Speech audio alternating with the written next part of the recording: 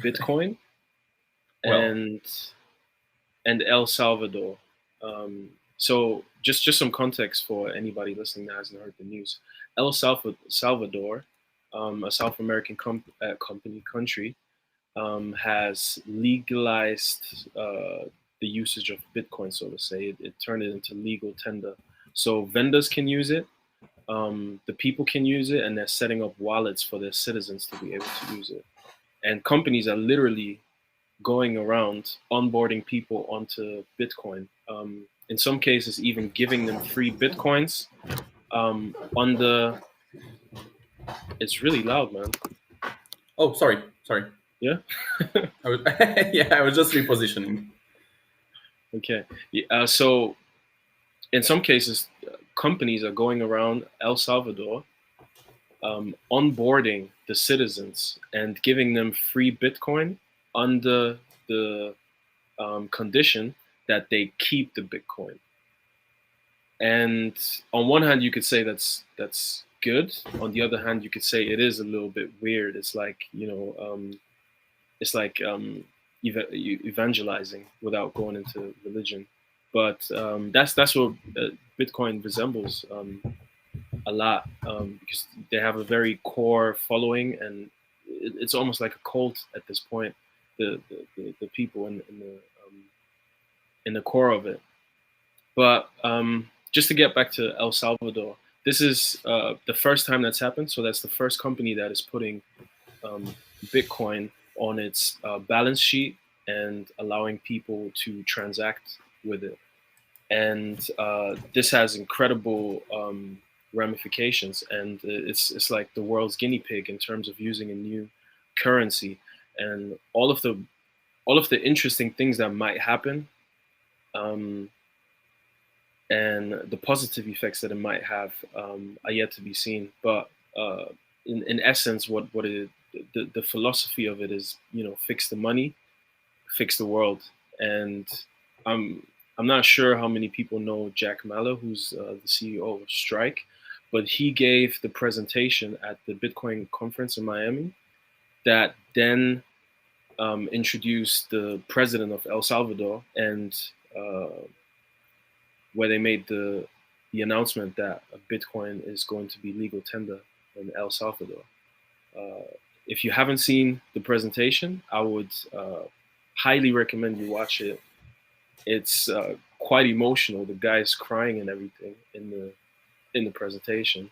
Um, but yeah, he's very emotionally connected to it, and he's like, feet on the ground in El Salvador, and they're working really hard to do things over there. So you might disagree with his views, but I think that he's coming from a pure place. What do you think about it, Adrian? Well, I mean, I honestly, it was a bit emotional. I wouldn't say it was fake emotion, but I don't know. It for me it was a bit too much. I don't know why. It just yeah. I think it was a bit too much. I agree with the points you made though. I think it's an interesting news. It's an interesting bit of news from the point that there's a precedent now. That's good, and it was signed into law. I think yesterday, right? Not today, yesterday. Yeah, Yeah, that's that's super awesome. Like definitely. Oh, and by yeah, the way, I sent you that thing today with IMF. yes, IMF that's going to was be like, really interesting. oh, you're gonna have some problems with the Bitcoin legal tender. Well, we'll see. We'll see if they'll have. I think they were supposed to get a loan, and IMF said Yes, now the legal thing now might get in the way of that. Well, we'll see how that's yes, gonna turn out. and you have to think that the IMF, they basically they were going to give them 1 billion, right? Hmm. And the IMF sort of implied in that open letter of sorts that this Bitcoin legal tender thing is going to get in the way of that. And Yeah. I'm not sure how widely this is known, but if you look at the history of the U.S. and how it enforces the use of the dollar, it spans so far back, and the repercussions for deciding not to use um, the dollar are really grave. and you have examples of it in Libya. When Gaddafi wanted to do his own currency, you could say that, even though it borders on conspiracy. But then you have different places around the world, even Iran. So there's a lot of issues that come with trying to use a currency other than the dollar to buy oil, for example. The only Mhm. country that has done this successfully for quite a while now is Russia. So the repercussions of not using the dollar can be really great for El Salvador. So you know, I would keep an eye on the news and how they'll paint this. I'm expecting a lot of fiat pumping, so to say, and a lot of sort of down talking on Bitcoin and energy usage and all of the attack vectors that we know of will be used. I'm not completely sold on it myself either, so I think it's still a I don't know. It's still a tricky subject, and I'm not sure if we'll have any conclusive ideas there. I think time will tell. And the president of El Salvador is a really controversial person as well. He, he fired people in the Supreme Court. He uses the army to do questionable things. He's very, very hard on crime because you have the M13 Mexican gangs and stuff like that there. So he's a very controversial figure. So I'm not sure what to make of all of it, and I'm not sure if he's the best example to use in all of this Bitcoin hype. But I want to give it a chance, and I'm not sure if you've seen it, but they've had renewable energy from volcanoes Yeah, set up. that's what I wanted to I, bring up. I think Go that's ahead. interesting. So, okay, since we talk about power usage and everything, volcanoes are Yes. super interesting. Like, and obviously, I think there's even multiple sources of energy. I haven't actually checked this, but I think there might be some kinetic form of energy. There might be some thermal form of energy. So I think that would be super interesting to see, how efficient that is. And I think in the news article regarding this, they were saying they want to actually have like a Bitcoin mining hub. But in a certain way, like harvesting a volcano, like such a, let's say, destructive energy for energy is such a good idea. Like it kind of reminds me of Dyson spheres, like engulfing the sun in like with like solar panels to actually absorb all the energy. Like the sun, it's like so hot and it has like mini nuclear eruptions.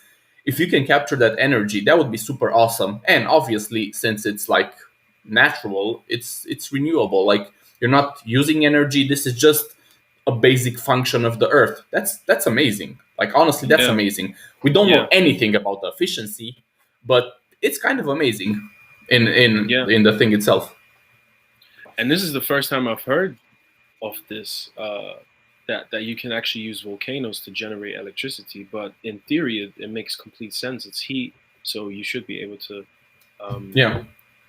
to use that energy to do something with it. And but one thing that's really important to note here is that the speed to execution in this entire thing, from saying that they're discussing Bitcoin to be legal tender in El Salvador, right, to then making it a law and then it passing Congress and stuff like that. I mean, it's insane. You think about all of the countries that we know about, and how long something takes to go through Congress. It is shocking, actually, that they managed to do this in a time span of days. So when this was announced at the Bitcoin Miami conference, which was crazy, by the way, we'll get to that later. By the time this was announced, I think it was like 2 days later, where it hit the news, and then another 2 days later, it was passed through, which was maybe yesterday or the day before. And then I think yesterday they were talking about the possibilities of using volcanoes to generate renewable energy that will then be used to mine the Bitcoin and so forth, right? And then today, I saw that they're actually doing it already. So, if anything, you can give them big props for at least speed to execution. You know? Yeah, but like, well, at this point, it's just rumors. Like, we don't have anything confirmed. And also, like, let's remember China in autocratic like regions and places. You can pretty much get stuff done super fast because that's how things work. So I that mean, might not be a bad thing, right? China, not Europe. Have you heard that in Europe that a bill passes in No, like a of few course. days? Or No. America? But that's what I'm saying. Autocratic systems, where like Yes, there's a yes. super powerful individual, like it's in El Salvador. But again, well, dude, honestly, like, uh, I'm not sure what his like negative deeds are, but if he can do this and he can show a way regarding harnessing maybe volcanic power, creating a BTC hub or a BTC mining hub through volcanic power or something like that, that would be interesting. I mean, again, Hmm. I'm not sure what his like crimes are, but if he does this, at least he's gonna have a positive one in his Yeah. portfolio. So why not? The thing, I'm not sure if you can, because I don't know too much about it myself. But when talking about what his crimes are, I don't think there's specific crimes. It's just some things that he did resemble authoritarian regimes. Like firing large parts of your jurisdiction. Sorry, judiciary, Mm-hmm. meaning the judges. Like I think he fired five or something like that. He sent um, police or something to enforce a bill. He um, lined up an entire prison, um, which is crazy if you really look at it. Hold on, let me share my screen because this shit is insane. He did that.